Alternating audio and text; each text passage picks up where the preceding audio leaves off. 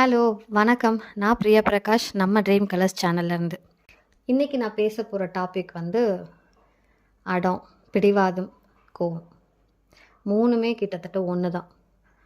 அடத்தில் ஆரம்பித்து பிடிவாதத்தில் போய் கடைசியில் கோவத்தில் முடியும். என் பிள்ளைங்க வந்து ஸ்கேட்டிங் வேணும்னு ரொம்ப நாளாக கேட்டுட்டு இருந்தாங்க. நேற்று ஒரு பார்க்குக்கு போனோம். அங்கே குட்டி பசங்களாம் ஸ்கேட்டிங் பண்ணுறதை பார்த்துட்டு, அவங்கெல்லாம் பண்ணுறாங்க, நான் கேட்டால் வாங்கி தர மாட்டேங்கிறீங்க அப்படின்ற மாதிரி எங்ககிட்ட கேட்டாங்க. ஸோ சின்ன விஷயந்தான், அது வாங்கி கொடுக்குறது பெருசு இல்லை. ஆனால் அதை வாங்கி கொடுத்தா என்ன ஆகும், நமக்கு இருக்க பிரச்சனைக்கு இதெல்லாம் தேவையா அப்படின்றத அவங்களுக்கு புரிய வைக்க ட்ரை பண்ணோம். ஆனால் அவங்க புரிஞ்சுக்கவே இல்லை. எவ்வளோ நாங்கள் பேசி பார்த்தோம், புரிஞ்சுக்கிற மாதிரியே இல்லை. ஒரு கட்டத்துக்கு மேலே நானும் என் ஹஸ்பண்டும் சரி நம்ம கிளாஸே சேர்த்து விட்டுறலாம், இல்லாட்டி ஒரு ஸ்கேட்டிங் வாங்கி கொடுத்து அவங்க வீட்டில் ட்ரை பண்ணட்டும், விழட்டும், அப்புறம் ஒரு பயம் வரும், வேண்டான்னு அவங்களே சொல்லிடுவாங்க அப்படின்னு யோசித்தோம். அதுக்கப்புறம் வீட்டுக்கு வந்து ஒரு 3 நிமிஷம் நான் அவங்கக்கிட்ட பேசினேன்.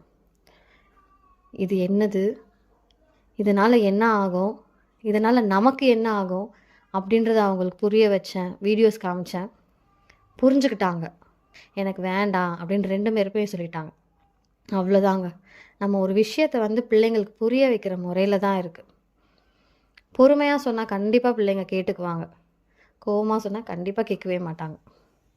ஸோ பொறுமையாக சொல்லுங்கள், உங்கள் பசங்களும் எல்லாத்தையும் பொறுமையாக கேட்டுக்குவாங்க. உங்களுக்கு இது பிடிச்சிருந்துச்சுன்னா சப்ஸ்கிரைப் பண்ணுங்கள், லைக் பண்ணுங்கள், ஷேர் பண்ணுங்கள், கமெண்ட் பண்ணுங்கள்.